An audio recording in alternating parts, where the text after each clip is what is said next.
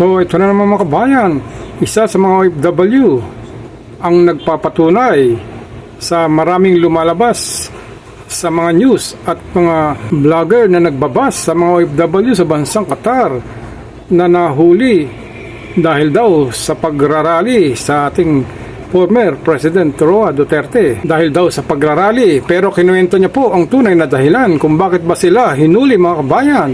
Kaya ating alamin ang katotohanan sa mga naglalabasan na fake news na nakarang araw sa pagkahuli ng mga OFWs sa bansang Qatar. Watch po natin ang balitang ito. The Qatari government has cleared 17 OFWs of charges of illegal assembly.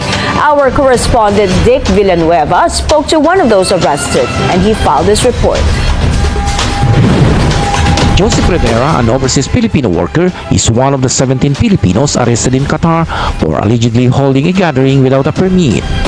Joseph clarified that it was a picnic party at a private resort and had no connection to the recent global protest in support of former President Rodrigo Duterte. Basically, ang nangyari is meron na imbitahan tayo sa isang community sa Lusalo noong March 27. No? Ito ay paghahanda ng Filipino community dahil sa pagtatapos ng Ramadan.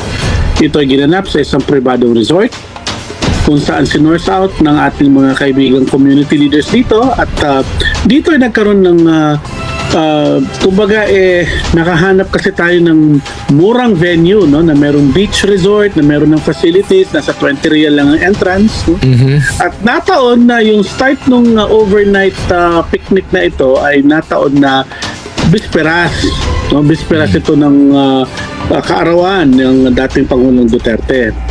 Pero ang plano talaga doon is mag-i-iftar lang. Dati ka naman sa gitnang silangan, so alam mo pag sinabi natin iftar, di ba?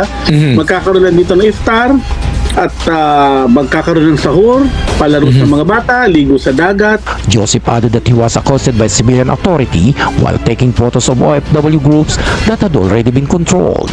He was surprised by the reported reason behind their arrest. Ano nangyari? Anong unang naging ninyo, yung argumento ninyo lang with the authorities? Wala. There was no argument. There was no argument at all. I can tell you my case, no? Pumasok kami, dumating kami ng aking bunso at sabi ko bago tayo maghapunan, no? Picture muna tayo. Ano ang Pilipino, di ba? Pagdating sa isang lugar, picture muna. Kasi gusto ko ipakita kay Mrs. na napakaganda ng lugar, sunod ka. So, picture ko yung barbecue area, yung beach, mga kabana, mga tent, may malaking kabana. Subalit sa sinamang palad, eto na. Yung huling litratong kinuha ko, may nahagip na pala akong mga Arabong otoridad na naka-civilian clothes. Ang layo ko siguro nasa mga 20 hanggang 30 metros Pero nilapitan na nila ako at sinabi ba't mo kami kinukuha ng litrato? Kinuha na yung telepono ko at yun na yun. Joseph expressed gratitude to the embassy for providing me a lawyer and for the swift justice process in Qatar. Hindi ba kayo tinawagan ng OWA? Hindi ba kayo tinawagan ng DMW? Ganon? Paano po lang kami tatawagin? Nasa loob po, wala pong income. Ayun, so meaning, naman po sila. Mga taga-embassy ang nagano? Yes. In fact, yung unang dalaw po, dumating po ang ating kagalang-galang na labor attaché, ang ating legal attaché, ang ating vice consul at tatlo pa hong mga opisyal na embahada. Rivera also made a plea to those spreading false information, saying it only makes the issue worse. Meron ba kayong mga banner na dala na mga picture ng ano? Wala. Maski na isang banderita o isang banner na nagsasuggest sa dating Pangulo o kahit sino mang politiko ay wala po. Ibig sabihin, yan po ay 100% fake news, kasinungalingan, pawang kasinungalingan, and it is a total lie. Tala nga, ito nga po, mismong OFWs na nandun mismo sa venue na pinangyarihan kung saan hinuli ang mga 17 OFW na nagsalita rin mga kabayan. Kasama rin sa mga hinuli ang malapit niyang kaibigan na sinasabi niyang expired ang Qatar ID mga kabayan. Kinukonfirm niya po na fake news ang mga balitang lumalabas na mga 17 OFW na detain dahil sa pagrarally lang mga kabayan. Hello guys, good morning. Anyway, I just woke up early in the morning kasi may tumawag sa akin, yung friend ko na nagtatrabaho dito sa government sa Qatar, and gusto niyang i-confirm sa akin yung news daw na 17 katao na nakulong, na detain. Kung totoo daw ba dahil yun sa pagrarally. Okay? So, ako po makakapag-confirm. Okay? Gusto ko pong i-confirm na yung balita po is fake news po yun. Fake news yun. Yes, may na-detain. Yes, may nakulong. Yes, may nahuli. 17, yes, totoo yan. Pero hindi po dahil sa pagrarally. Dahil po yun, expired yung QIDs ng mga yon. Mga TNTs po yun. And one of them is my friend. My good friend. Bakit siya nakulong? Kasi po, expired yung QID niya 6 months na. Expired. So, ginagawa namin ng paraan actually yung QID niya, pero ayaw talagang i-release ng amo niya. So, pumunta siya doon, gusto lang niyang makipagkasiyahan, and FYI, okay, for your information, yung gatherings po ay ginanap sa private beach, hindi po sa public, hindi sa park, hindi sa public beach, private po yun. Walang rallying naganap. Yung events po is night swimming, gatherings, may mga bata, maraming bata. Bobo bang mga magulang nila para dalhin yung mga bata sa pagrally? Pero hindi po kasi yun ang nangyari Yung mga tao na nagpo-post dito at kino-confirm nila na dahil daw sa pagrally, kabubuhan ninyo. Sana po, nagkaroon po muna kayo ng ng research, Eto na nga po. Yung mga nag-post, dahil daw po yun sa post ng Philippine Embassy. Nag-rely daw po sila sa post ng Philippine Embassy. Hindi po ba ninyo nabasa ng mabuti yung post ng Philippine Embassy? Na kino-confirm ninyo na yun daw ay dahil sa Philippine Embassy? Hindi po kino-confirm ng Philippine Embassy na yung mga nakulong nga ay dahil sa pagrarally. Ito pa nga, nagtataka kaming taga-Qatar, bakit yun ang pinost ng Philippine Embassy? Alam ng Philippine Embassy ang dahilan kung bakit nakulong yung mga taong yun. May pumunta ng tao na galing sa Philippine Embassy. Nakausap nila yung mga tao, tinanong kung bakit. Bakit kayo nakakulong? Kasi po expired po yung QID namin yun po ang sagot nila. Kasi po wala po akong documents yun po ang sagot ng isa. Pero bakit hindi pinalabas yan ng Philippine Embassy? Do hindi ko kine-question yung embahada natin pero nagtataka lang kami, alam ninyo ang dahilan. Hindi naman yan dahil sa illegal gatherings hindi naman yan dahil sa rally Common sense, pumunta kayo ng Cornish dito sa Doha. Ang dami, 20 katao nagtitipon-tipon kumakain dyan sa sa public. Magiging illegal gatherings ba yun? Bakit hindi sila hinuhuli ng pulis? Sa beach, Dukhan Beach, ang daming tao, nagpa-party-party, may mga tugtugan pa.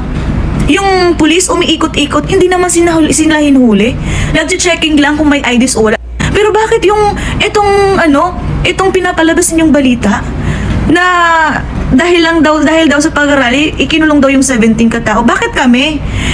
Bakit kami na hundreds na naandoon, hindi nakulong? Kasi po may mga IDs kami. May mga legal documents po kami. May residence permit po kami. Yung mga tao doon na natira na hindi nahuli, may mga legal documents po yun. Isa-isa ba naman ng pulis yung mga pataka namin? Siyempre, yung mga walang kasalanan, stay. Yung mga TNT, kulong. Yes, sumusuporta kami kay Tatay Digong. Okay, the next day, 28th birthday ni Tatay Digong. Pero yung theme ng party is night swimming. Yung mga tao, nagdala lang sila ng mga pagkain nila, kasi nga po, night swimming yun. So, isasabay na lang, kumbaga, kung sinong gustong mag-celebrate ng parties, i-celebrate nyo. Kung sino man yung gustong pa-picture, mag-picture-picture, na kumbaga sumusuporta kami kay Tatay Digong, okay. Pero walang rally, walang Duterte, walang ganun, walang narinig na ganun. Yes, meron sigurong mga t-shirt na may PRRD, may flag na nakikita. Taga-Pilipinas tayo pwede tayo magdala ng flag. 'Di ba? Alam ko nonsense yung pinagsasabi ko, pero common sense. Ang daming mga ang daming mga nag-gatherings diyan sa public, hindi hinuhuli ng pulis kasi may mga ID sila. Kami na naandoon sa private beach. Tapos yung team namin is night swimming lang. Night swimming, kasiyahan, kainan, tipon-tipon ng pamilya. Kasi Thursday night, kinabukasan walang pasok. Yes, may flag nga May FPRRD. Masama bang magsuot ng ganun? Wag kayong magko-confirm kung wala naman kayo dito at wala naman kayo sa pangyayari. Ayon sa latest na balita ay nakalaya na po at napawalang sala na ang 17 na OFW na hinuli sa bansang Qatar, mga kabayan, sa tulong ng pakipag-ugnayan ng Department of Migrant Workers or ng DMW at ng DFA sa bansang Qatar government, mga kabayan. Kaya watch po natin ang good news na ito sa mga 17 OFW na nakalaya na. Charges will be fired against the 17 involved OFWs and no fines will be imposed. Their employment will be preserved, no jobs will be lost, and their travel ban will be lifted. Pwede nang bumalik sa normal na buhay at mag-move on ang 17 Pinoy na inaresto at kinulong sa Qatar ayon kay Department of Migrant Workers Secretary Hans Leo Kakdak. Kahapon ibinalita ng Ambassador ng Qatar sa Pilipinas na si Ahmed Saad Nasser Abdullah Al-Humidi kay Pangulong Ferdinand Marcos Jr. na walang ikakaso laban sa kanila at pwede na rin silang makabalik sa trabaho. Ayon kay Secretary Kakdak, nakalaya na ngayon ang 17 overseas Filipino workers na hinuli dahil sa pagsasagawa ng protesta na may kaugnayan sa pagkondena sa ginawang panghuli kay dating Pangulong Rodrigo Roa Duterte. Bago pa man sila palayain, tiniyak niya ng gobyerno ng Pilipinas na naibibigay ang kanilang personal na pangangailangan habang nakabilanggo. Nabigyan sila ng kaukulang assistance doon, material assistance, kasi meron sila mga basic needs noong panahon na yon. Dagdag ni Secretary Kakdak, magsilbian niyang aral ito sa mga Pilipino upang sumunod sa batas ng Qatar, lalo na sa pagsasagawa ng mga protesta. Learn from this incident kasi alam naman natin na sa mga kababayan natin kailangan talagang sumunod sa regulations ng host country, lalo na sa aspeto ng mass actions or assembly. Nananalig pa rin anya ang DMW na merong maayos na reputasyon ng mga Pilipino sa Qatar. May kumpiyansa rin ako sa ating mga OFWs kasi hindi naman tatanyag, hindi naman sisikat o magiging in demand ang ating mga workers kung wala silang reputation for being good citizens or residents of the host country. Paiigdingin naman ng ahensya ang kanilang information campaign o seminar sa mga OFW mula sa kanilang pre-departure at post-arrival bago sila magtrabaho sa ibang mga bansa. Kaya nga mga kabayan, naliwanagan na po tayo sa mga lumalabas na fake news nakarang araw sa mga balitang 17 na huli sa pagrarally sa pagsuporta kay former President Roa Duterte at marami rin mga vlogger ang nagbas dito at talagang napanood ko ito kung sino-sino ang mga vlogger na ito na tumira sa mga 17 OFW na kung paano nila ibas ang pagkakahuli ng mga OFW nito sa bansang Qatar. Maraming salamat naman at napatunayan na rin ang kainosentehan ng 17 OFW na nakulong na dahil daw sa pagrarally. Pero sa ngayon ay lumabas na ang katotohanan at maraming salamat naman at sila po ay nakalaya na at nakabalik na sa kanilang dating mga trabaho, mga kabayan.